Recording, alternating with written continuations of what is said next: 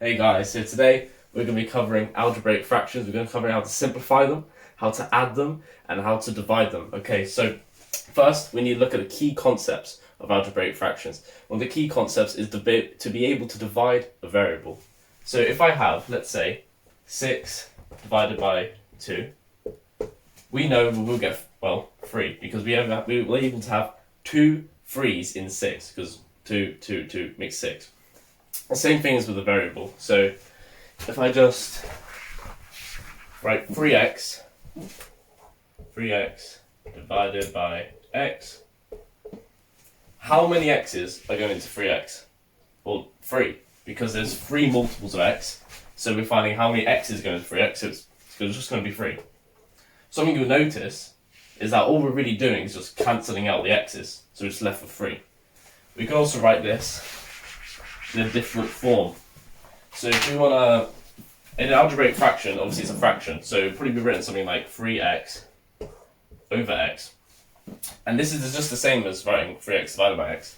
So we will notice that all we have to do, cancel those out, and we're given by 3. You might already know that, but that's just the general, if you don't know that, that's just basic introduction on how to divide variables. So we're going to go into our first example.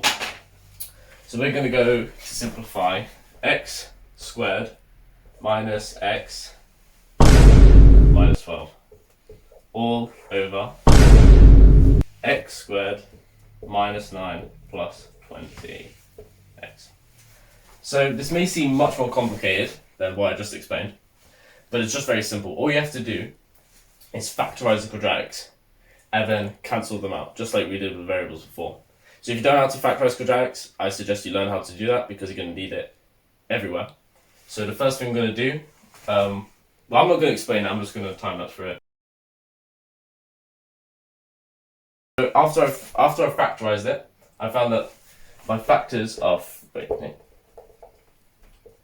x plus 3, x minus 4.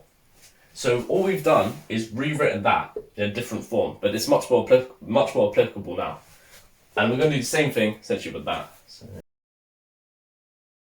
So I've also found that the factors of this one are x minus 4 and x minus 5. Now if you see something, we have the same factor here and the same factor there.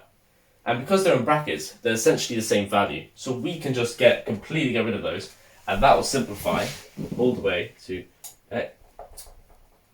x plus 3, x minus 5. And that's pretty much it when it comes to quadratics. You have to factorize the factors, not necessarily just the numbers. You might initially think that we just divide it all by x, but you can't do that because minus 12 doesn't have an x, and that's x squared, so you still be left with x. So the truth is, all we have to do is factorize the quadratics and cancel them out. So now we're going to move on to adding the fractions. So if you remember anything from primary school, we know that to add fractions, the denominators have to be the same. And this is no different. As you can see, denominators aren't the same. What we're going to do to make it easier, to understand, I'm going to bracket them, so these essentially become one value. So how do you make the denominators the same? Well, just like with any other technique, when you're trying to add regular fractions, you should probably just multiply them, because then you get the exact same denominators. The thing is, whatever you do denominator, you have to do to the numerator, so you also have to multiply up here. So that pretty much looks like, so you just multiply them there, multiply that to that, multiply that to that. And, I'm just going to write out.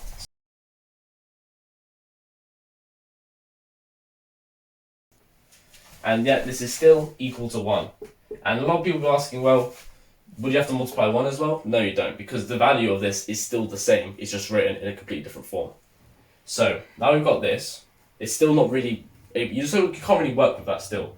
So all you have to do is to get rid of, obviously, when you're dividing, to get rid of the divider, you just multiply it. So what I'm going to do is I'm going to multiply this by x plus 3, x plus 8, and I'm also going to multiply 1 by x plus 3 by x plus 8. So that is going to look something like, that's going to look, I think you see where I'm going with this. So what I'm going to do is I'm going to expand that to give a quadratic, and once that's expanded, I'm also going to expand that minus it, and I'm able to solve that quadratic for a number. So as you can see, I did a bit of off-camera grinding, and I've pretty much just expanded that, and I've gotten that, so I'm going to get rid of that now. So now it's in a much simpler form, and all we have to do is simplify this and get every term so it equals to 0, and so we're able to solve the quadratic. So all we have to do, well, we've got 11x minus here, so we go to minus 11x minus 11x. So now we're just left with 73 is equal to x squared plus 24. And then moves to minus 73 there, minus 73 there. And now we're going to be left with x squared minus 49.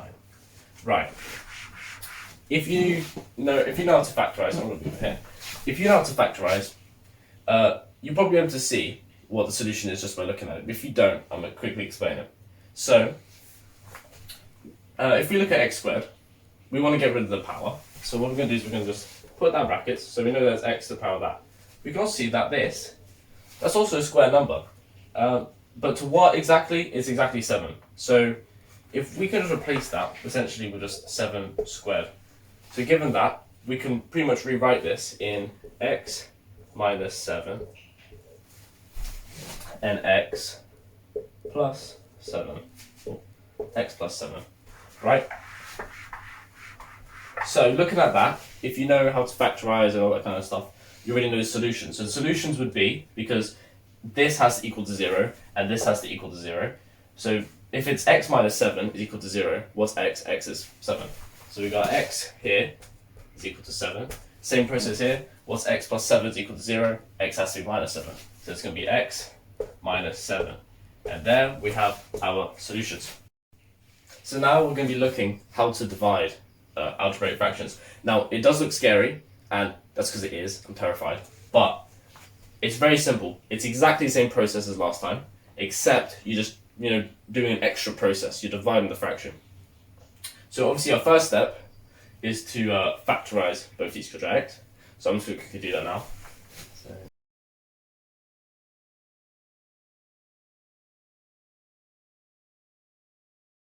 So, and then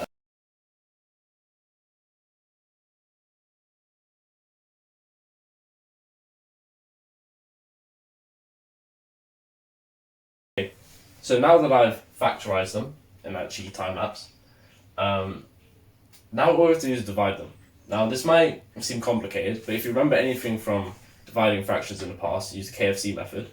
All we have to do, flip this fraction around and just change that to a multiplication sign. So I'm going to do that now.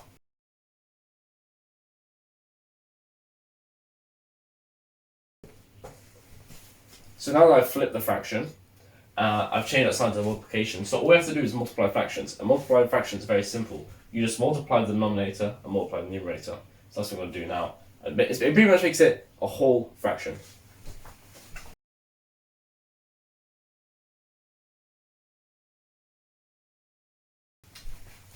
So now that I've made it one entire fraction through multiplication, you can see that we're in a position to cancel things out. So let's see what we cancel out. Well, we can cancel out x plus 5 and x plus 5. So I'm just going to do it now. So x plus 5 and x plus 5 we can get rid of.